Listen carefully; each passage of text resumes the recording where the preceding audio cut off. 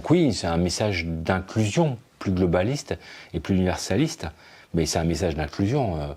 C'est vraiment ça qu'on essaie de porter. Alors que c'est même plus facile de s'identifier à nous qui sommes l'équipage le plus novice de la course au large, qui avons le bateau le plus ancien. Donc les gens s'identifient à nous. Certes, on a un super bateau, mais à côté des autres, on a des budgets qui sont 10 fois inférieurs à ce qu'ils ont. On va pas gagner, mais on va participer et on va arriver. Donc là, on a fait des grandes courses. Et le but, c'est 2025, Transat Jacques Vabre 2025, octobre 2025. C'est ça en fait. De représenter à la Jacques Vabre. Donc c'est vraiment l'action de 2025. Et Jacques Vabre, c'est en fait les Jeux paralympiques. En termes de retombées médiatiques, c'est un truc de fou, quoi. C'est plus de 700 000 visiteurs, c'est plus de 15 millions de gens qui regardent ce truc-là.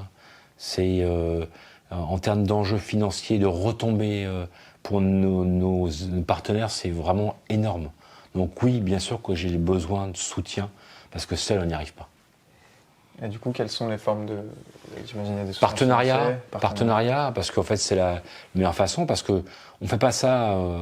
on ne cherche pas les partenaires par bonté d'âme, j'allais dire. On cherche les partenaires parce que c'est rentable économiquement. En termes de communication, notre projet, il est rentable.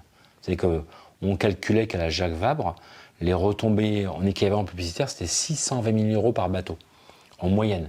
Et nous, à la Jacques Vabre précédente, on a eu des retours équivalents à ceux des favoris. Donc on est au-delà de la moyenne. Et c'est pas moi qui le dis, c'est mes petits copains concurrents. Donc oui, c'est un projet qui a du sens économique pour nos partenaires, économiquement, en termes de communication. Voilà. À quoi ressemble l'équipe, tout le système de performance qu'il y a autour de ton bateau et d'une équipe? Une équipe, c'est... Mais comment on se prépare à ce projet-là? Alors aujourd'hui, l'année précédente, on était beaucoup sur le bénévolat. J'ai eu beaucoup d'assistance, beaucoup de copains qui ont aidé.